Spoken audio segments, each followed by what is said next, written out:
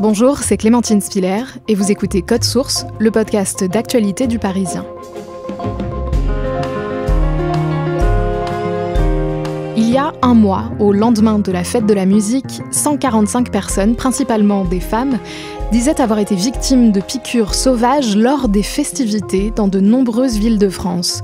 Elles racontent avoir senti l'équivalent d'une piqûre de seringue au bras, au dos ou encore aux jambes alors qu'elles étaient dans la foule. Et par la suite, plusieurs d'entre elles racontent avoir eu des symptômes d'étourdissement. Cette peur de se voir injecter de la drogue via une piqûre n'est pas nouvelle. Une première vague de témoignages similaires avait eu lieu en 2022 et 2023, sans qu'aucun produit ne soit jamais retrouvé dans les analyses toxicologiques des victimes. Mais des piqûres ont bel et bien lieu, et la peur d'une potentielle soumission chimique ne cesse de se répandre, quitte à se transformer en psychose et à dissuader les femmes et les adolescentes de sortir faire la fête cet été. Analyse donc d'une psychose dans cet épisode de Code Source avec Manon Aublanc, journaliste au pôle News du Parisien, et Victoire Afringue-Moulard de la cellule Police-Justice Île-de-France. Des appels à attaquer et à piquer les femmes avaient été relayés sur les réseaux sociaux. Samedi soir, la fête de la musique bat son plein à Metz. Mais l'ambiance festive a été gâchée par une avalanche de signalements de piqûres. À un moment, il y a quelqu'un qui passe à côté de moi et je sens que ça me pique en fait. Victoire Afringue-Moulard, au lendemain de la fête de la musique qui s'est déroulée le 21 juin dernier, on se réveille avec de nombreux articles de presse, notamment dans Le Parisien, qui relatent une série de piqûres sauvages, c'est-à-dire des personnes, des femmes principalement, qui disent avoir été piquées avec des seringues qui contiendraient des substances inconnues. Oui, en fait, on se réveille le dimanche matin et on se rend compte qu'il y a eu des dizaines et des dizaines de signalements de piqûres de la part de femmes dans toute la France. Au total, elles sont 145 et il y a à peu près un tiers de ces femmes qui se trouvent à Paris. Et cette vague de signalements, c'est pas vraiment une surprise. Non, c'est vrai que en fait, dans les heures qui ont précédé la fête de la musique, il y avait beaucoup d'associations sur les réseaux sociaux qui appelaient justement les femmes à faire très attention parce qu'il semblerait qu'il y avait eu des appels à piquer. Donc c'est sûr qu'on a été surpris par le nombre de ces signalements. On va revenir à cette édition 2025 de la fête de la musique, mais d'abord, cette crainte de se voir injecter un produit via une piqûre sauvage, ça n'est pas nouveau, Manon Aublanc. Non, effectivement, c'est pas nouveau. Les premiers cas dont on a entendu parler, en tout cas par la presse, ça date de l'automne 2021 et c'était au Royaume-Uni. À ce moment-là, c'était une centaine d'étudiants qui avaient rapporté avoir été piqués lors de soirées dans des discothèques.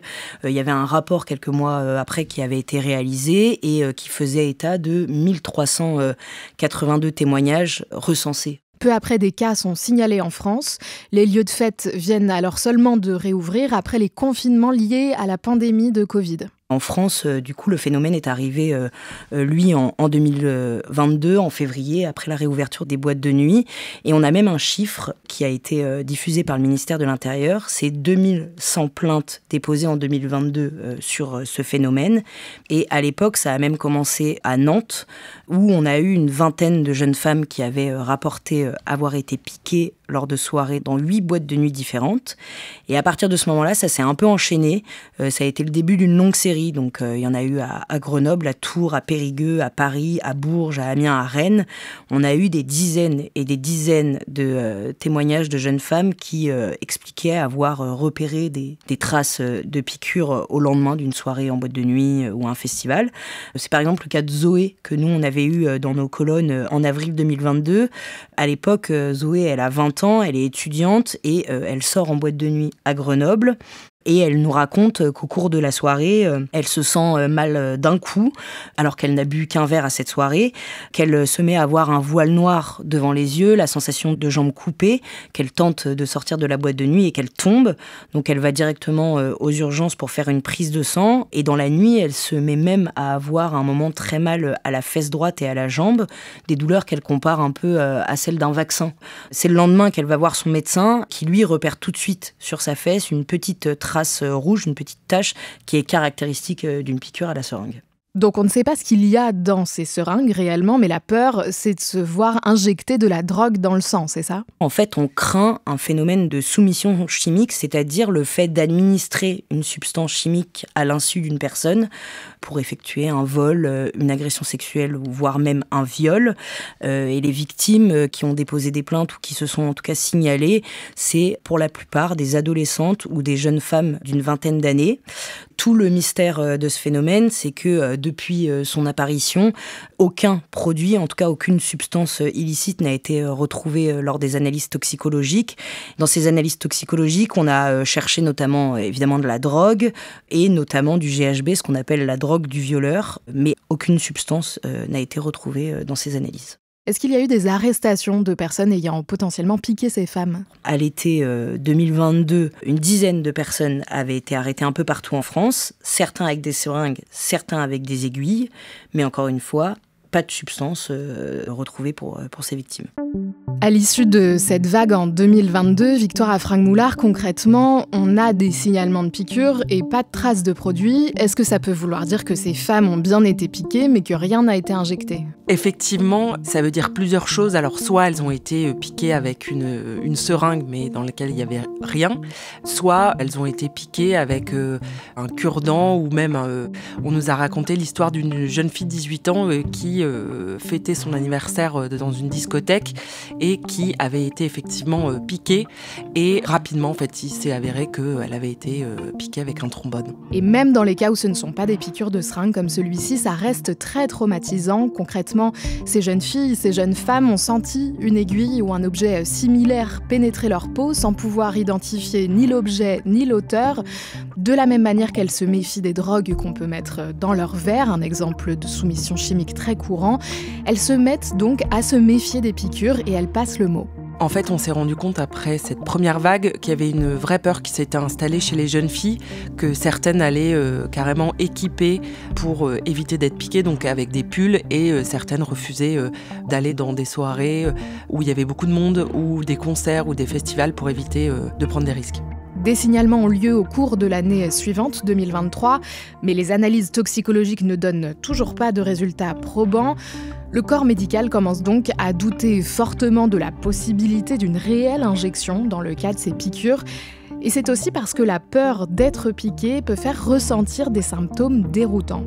Oui, en fait, on s'est rendu compte qu'il y avait beaucoup de témoignages de femmes qui relataient les mêmes symptômes, donc le souffle coupé, les jambes flageolantes, le cœur qui s'emballe. Et en fait, les médecins disent, oui, effectivement, ils mettent pas du tout en question ces symptômes, mais ils disent que, voilà, en fait, quand on part à une soirée en pensant qu'on peut être la cible d'une piqûre et qu'on est piqué ou qu'on a l'impression d'être piqué, en fait, ça peut tout simplement provoquer ces symptômes qui s'apparentent en fait à une crise de panique. Par ailleurs, les médecins nous expliquent qu'il faut 5 à 10 secondes pour une injection, et généralement, en fait, les femmes qui disent avoir été piquées ont une simple impression d'une piqûre qui dure 1 ou 2 secondes, quoi. À ce moment-là, il n'y a donc toujours aucun cas avéré, mais la peur se répand et se développe. On ne craint plus seulement la soumission chimique, mais aussi une éventuelle transmission de VIH ou d'hépatite entre personnes piquées par la même seringue. Alors même que là encore, les médecins disent que les chances d'une transmission de ces maladies par le biais de la piqûre sont extrêmement faibles.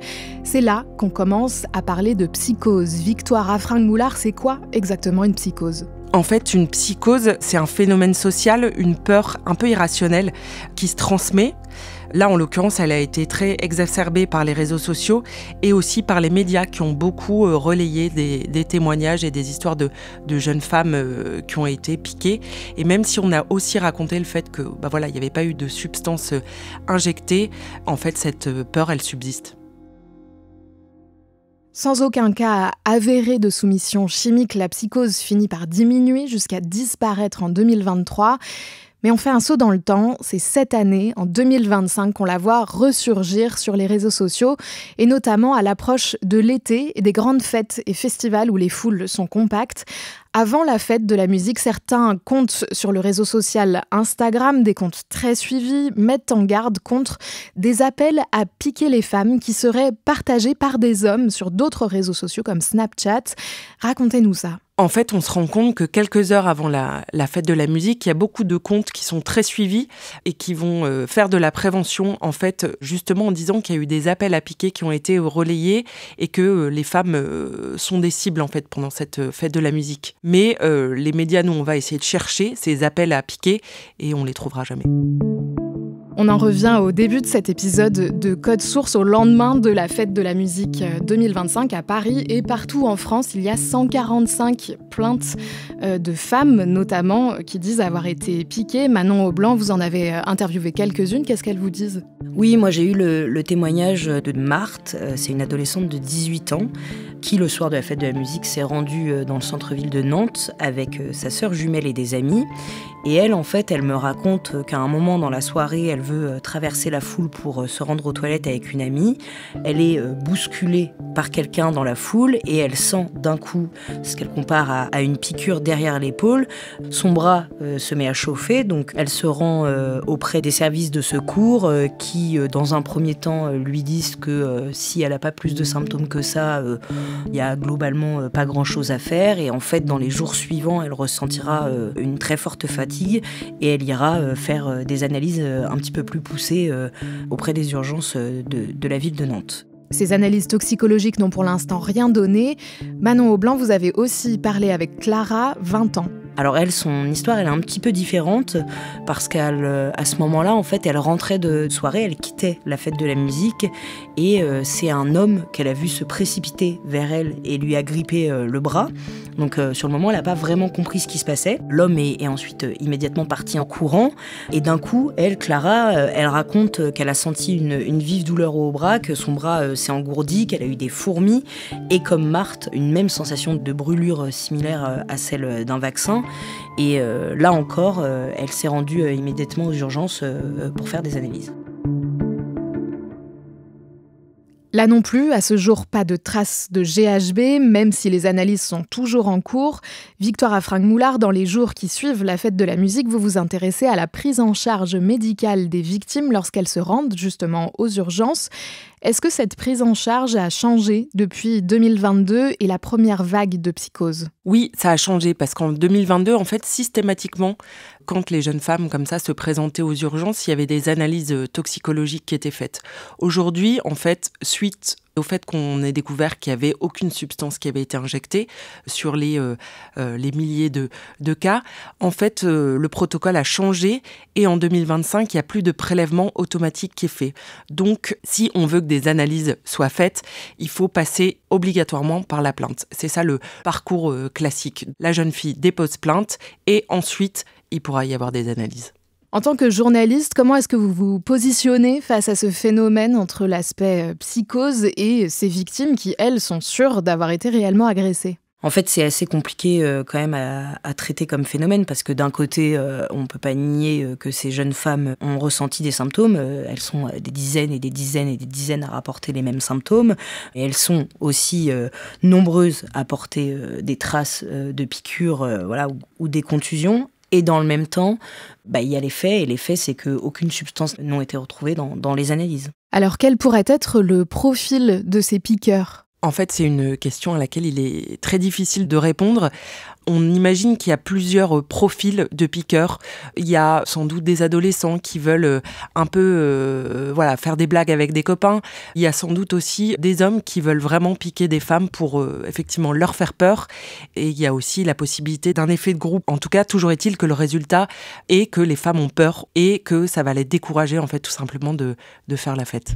Par ailleurs, la psychose autour des piqûres a pu donner lieu à des faits de violence. Victoire Afrinck-Moulard, vous avez raconté dans Le Parisien le cas de cet homme de 36 ans atteint de troubles autistiques qui a été désigné par la foule comme un piqueur et violemment arrêté par les forces de l'ordre avant d'être relâché. Racontez-nous ça. Oui, en fait, ça se passe le soir de la fête de la musique. Joachim, donc, a 36 ans, il est autiste Asperger Et ce jour-là, donc, il veut profiter de la fête de la musique comme tout le monde, il est en bas de chez lui.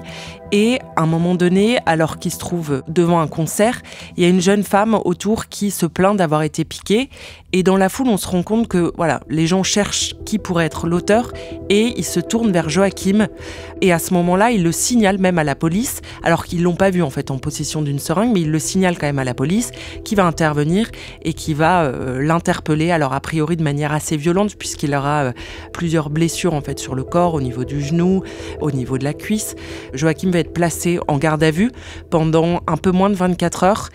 Et rapidement, les policiers vont se rendre compte que Joachim ne comprend pas vraiment en fait les questions qu'on lui pose. Donc ils l'ont fouillé, ils ont regardé ses affaires, il n'y avait pas de seringue, donc il va finir par être libéré et la plainte va faire l'objet d'un non-lieu. Pour Le Parisien, vous avez interviewé la mère de Joachim. Qu'est-ce qu'elle vous dit ? Sa mère, en fait, elle a été très choquée parce qu'en fait, elle dit que c'était assez facile de se rendre compte que Joachim n'était pas l'auteur, en fait. C'est difficile pour cette maman qui a le sentiment que son fils a été visé parce qu'il est autiste et qu'en fait, elle lui dit oui, il peut avoir parfois l'air d'être un peu étrange parce que voilà, ça relève de son handicap et parfois, c'est un jeune homme qui est assez grand. Il fait 1m95, Joachim. Il est sportif. Donc voilà, il peut être impressionnant. Et là, il a simplement été visé parce que un peu différent des autres. En tout cas, c'est le sentiment qu'elle a.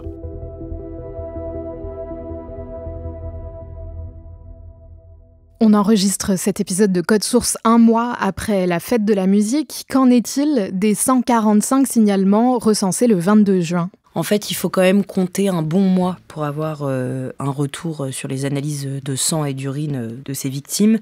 Donc là, on est un mois tout juste après. Elles ne se sont pas forcément signalées le soir même de la fête de la musique. Il faudra attendre encore quelques semaines pour avoir éventuellement un bilan complet de cette soirée de la fête de la musique. Mi-juillet, Victoire Afrinck-Moulard, vous avez interviewé des jeunes filles et des jeunes femmes qui avaient décidé de ne pas sortir pour les festivités du 14 juillet par peur des piqûres. Qu'est-ce qu'elles vous ont dit ? Oui, effectivement, quand on interroge des jeunes femmes donc, qui sont soit mineures, soit qui ont la vingtaine, on se rend compte que certaines refusent désormais d'aller dans des événements parce que justement, elles se retrouvent avec des gens qu'elles ne connaissent pas et elles ont peur d'être piquées. Donc quand on discute avec elles, en fait, on se rend compte qu'elles connaissent toutes quelqu'un qui aurait été piqué. Une amie d'une amie, une cousine. Elles ont toutes, en tout cas, entendu parler de ces histoires-là et désormais, c'est un élément en fait qu'elles prennent en compte avant d'aller dans des soirées. Certaines, notamment Adjer, 20 ans, c'est une Parisienne étudiante. Aujourd'hui, elle refuse d'aller, par exemple, au bal des pompiers parce qu'elle considère qu'il y a trop de risques.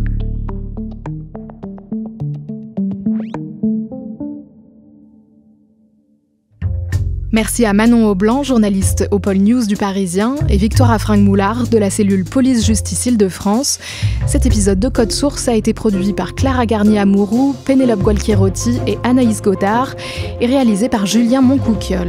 N'hésitez pas à vous abonner à Code Source sur votre plateforme d'écoute préférée ou sur la chaîne YouTube du Parisien, à nous laisser des commentaires et à partager. On vous invite également à écouter notre podcast entièrement consacré aux faits divers, Crime Story, chaque samedi, une nouvelle affaire criminelle racontée par la journaliste Claudia Prolongeau avec Damien Delsoni, le chef du service police-justice du Parisien.